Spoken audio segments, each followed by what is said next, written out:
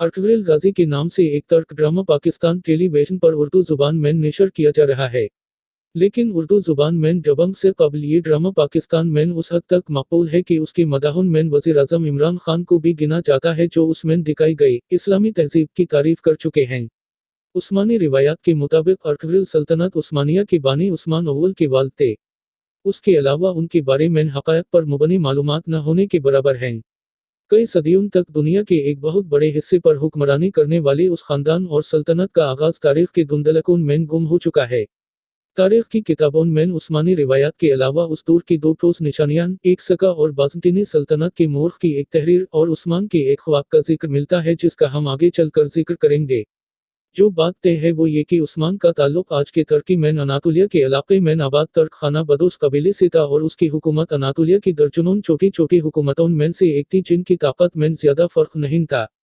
सवाल ये पैदा होता है कि आखिर उस्मान या फिर उनके वालिद ने ऐसा किया कि सिर्फ इसे खानदान का राज कबीले से छोटी रियासत और फिर अनातोलिया की बड़ी सल्तनत बनने से 3 बर आज़मों में फैला और फिर खिलाफत में तब्दील हुआ।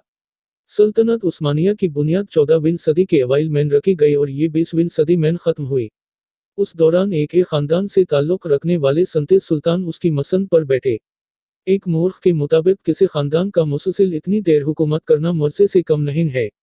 मोर्ख कैरोलाइन फंकल अपनी किताब उस्मान का ख्वाब, सल्तनत उस्मानिया की कहानी में लिखती हैं कि उस्मानियों की कामयाबी की वजूहत कुछ भी हों, लेकिन उनकी अनातोलिया, वो इलाका जो किसी हद तक आज के तुर्की की हदूद से मुताबिकत रखता है, में अपने हमसायों के साथ 2 सदियों पर फैली हुई लड़ाई इंतहाई सख्त थी।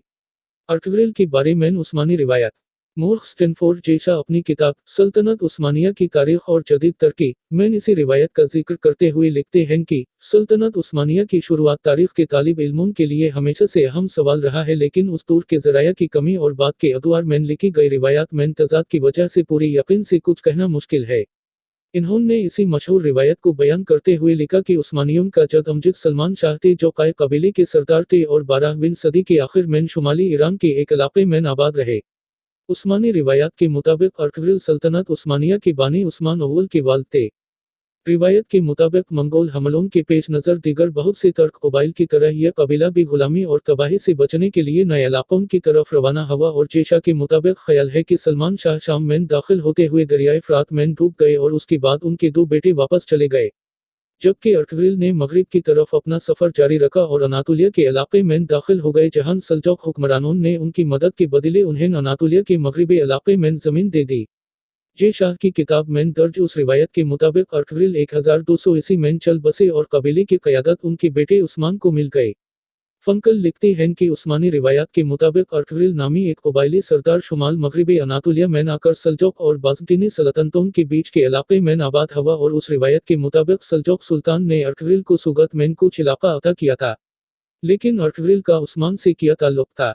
नामालूम तारीख वाला सका। फंकल लिखती हैं कि उस्मान के दूर से मिलने वाला वाहिद सका अगर असली है तो उससे साबित होता है कि अर्टुगरुल यकीनन तारीख़ी शख्सियत थे। उस सके पर दर्ज है, जारी करदा बराए उस्मान वल्द अर्टुगरुल दर्ज है। फंकल मजीद लिखती हैं कि उस्मान का अपने नाम पर सका जारी करना साबित करता है कि वो उस वक्त सिर्फ एक कबाइली सरदार नहीं थे, बल्कि अनातोलिया में अपने आप को सल्जूक़ मंगोल सल्तनत के साए से बाहर एक खुद मुख्तार अमीर समझना शुरू हो चुके थे। तारीख में उस्मानियों का पहला जिक्र। फंकल लिखती हैं कि उस्मानियों का पहली बार जिक्र सन 1300 के करीब मिलता है। उस वक्त के एक बाज़ंतीनी मोर्ख ने लिखा कि सन 1301 में बाज़ंतीनी फौज का सामना उस्मान नामी एक शख्स की फौज से हुआ। जंग बाफ्यूज कहलाने वाली ये लड़ाई कुस्तांतनिया, इस्तांबुल के करीब लड़ी गई थी और उसमें बाज़ंतीनी फौज को बुरी तरह शिकस्त हुई। लेकिन उस्मानियों का बाज़ंतीनी सल्तनत की बराबरी करने में अभी बहुत वक्त था। और जब ऐसा हुआ तो उसके साथ ही एक खानदान का अचानक गुमनामी से नकुल कर इतना आगे आने के बारे में कई कहानियों ने भी जन्म लिया। मोर्ख कहते हैं कि उस्मानी उस लिहाज से खुशकिस्मत थे कि उनका इलाका कुस्तांतनिया के करीब था, जिससे कभी भी कामयाबी की सूरत में बड़ा इनाम यकीनी था। उस्मान का ख्वाब। मोर्खो लेस्ली पी पेरस ने अपनी किताब the imperial harem, women and sovereignty in the Ottoman empire में लिखा है कि सल्तनत उस्मानिया के आगाज के बारे में सबसे ज्यादा सुनी जाने वाली रिवायत के मुताबिक उस्मान ने अपनी इब्तिदाई कामयाबियों के बाद एक ख्वाब देखा था। उस ख्वाब में इन्होंने देखा कि एक दरवेश शेख अदीबाली के सीने से चांद नमूदार होता है और उसके अपने सीने में दाखिल हो जाता है।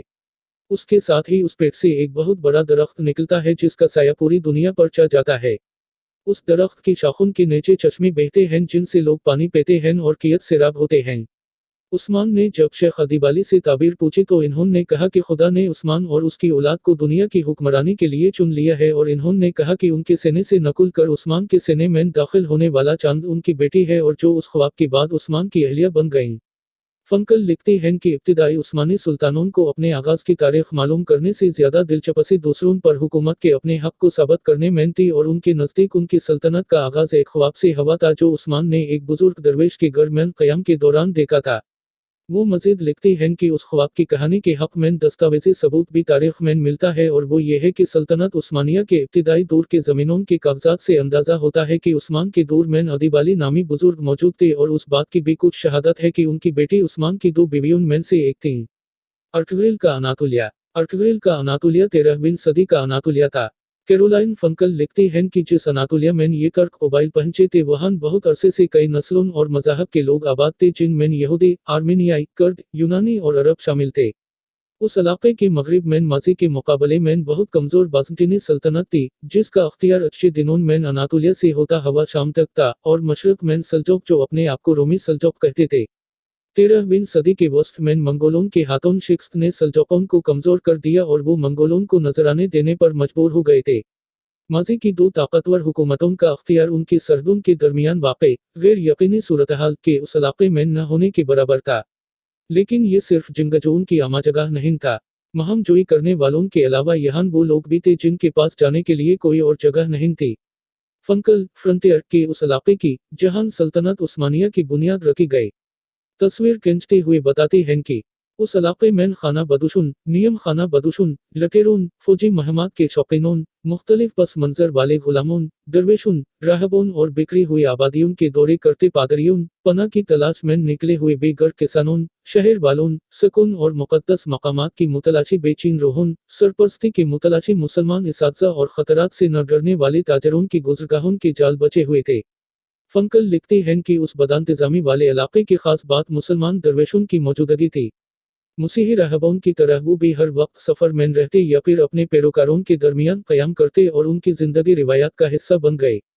दरवेशों की कोलियान इलाके में इस्लाम की उस तस्वीर की निशानी थी जो अनातोलिया में सल्जोकों की सल्तनत के सुन्नी इस्लाम के साथ आम था।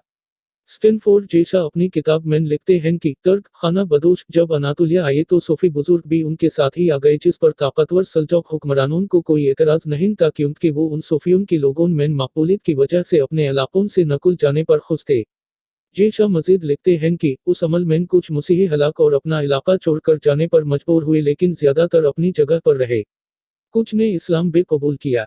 कुछ तुर्क सूफी सिलसिले मसीही मजहबी मकामात में भी दाखिल हुए जहां मसीही और मुसलमान साथ साथ एक ही जगह पर इबादत करते नजर आते थे। अर्टुगरुल का मज़ार। सुगत के इलाके, जिसके बारे में कहा जाता है कि ये अर्टुगरुल को सल्जोक सुल्तान से मिला था, में अर्टुगरुल के नाम की एक छोटी सी मस्जिद और एक मज़ार है जिसके बारे में कहा जाता कि वो अर्टुगरुल के बेटे ने उनके लिए बनाई और फिर जिसमें उस्मान के बेटे अरहान ने इजाफा किया। कैरोलाइन फंकल लिखती हैं कि उस मस्जिद और मज़ार पर इतनी बार काम हुआ है कि उसकी पहली तामीर से कोई निशानी नहीं बची, इसलिए किसी इमारत के बारे में पूरे एतबार से नहीं कहा जा सकता कि वो उस्मान के दौर की है। इन्होंने मजीद लिखा कि 19वीं सदी के आखिर में सुल्तान अब्दुलहमीद दोम ने कमजोर होते सल्तनत की साख बेहतर करने के लिए अपने आबा व अजदाद की शहरत का सहारा लेने की कोशिश की और सुगत में अर्टुगरुल का मज़ार असर नो तामीर किया और उस्मानी शहीदों का एक कब्रिस्तान बनाया। अर्टुगरुल की जिंदगी पर टीवी ड्रामा क्यों? अमेरिकन यूनिवर्सिटी ऑफ बेरवत के माहिर बशरियात जोश कार्नी ने मिडिल ईस्टर्न रायू में शाया होने वाली एक मजमून में सवाल उठाया कि तुर्क हुकूमत ने कई मशहूर किरदारों को छोड़कर आखिर अर्टुगरुल का ही इंतखाब क्यों किया। जोश कार्नी कहते हैं कि सल्तनत उस्मानिया में सुल्तान सुलेमान 1566 से 1520 सफर और अब्दुलहमीद दोम 1909 से 1876 की शहरत अर्टुगरुल से बहुत ज्यादा है, लेकिन अर्टुगरुल पर टीवी सीरियल बनना बगैर वजह नहीं। तुर्क टीवी चैनल टीआरटी की दुनिया भर में इंतहाई कामयाब सीरीज डेरेलिस अर्टुगरुल उनके काय कबीले की अनातोलिया में मुख्तलिफ दुश्मनों से लड़ते हुए पेशरफ्त पर मुबनी है। नतीजतन जबकि तारीखी किरदार अर्टुगरुल के बारे में बहुत कम लोग जानते हैं, टीआरटी का किरदार तुर्की में और तुर्की से बाहर मकबूल है और लोग उससे प्यार करते हैं। सन 2018 में लिखे गए उस मजमून में कार्नी कहते हैं कि उस सीरीज के कई पहलू तुर्की में होने वाले आईनी रेफरेंडम के इश्तहारों में वासिदी, जिससे कोई शक नहीं रहता कि तारीख और पॉपुलर कल्चर को सियासी फायदे के लिए इकट्ठा कर दिया गया है। कार्नी कहते हैं कि एक ऐसे किरदार के बारे में टीवी सीरियल बनाने में जिसे लोग नहीं जानते, आसानी यह है कि उसको किसी भी रंग में पेश किया जा सकता है, जबकि मकबूल शख्सियत की खूबियों और खामियों के बारे में लोग आगाह होते हैं। कार्नी कहते हैं कि उससे पहले सुल्तान सुलेमान के बारे में सीरीज इसीलिए उस तरह कामयाब नहीं हो सकी थी। आर्टग्रिल के बारे में सीरीज बनाना ऐसे ही था जैसे खाली स्लेट पर मर्जी के रंग भरना।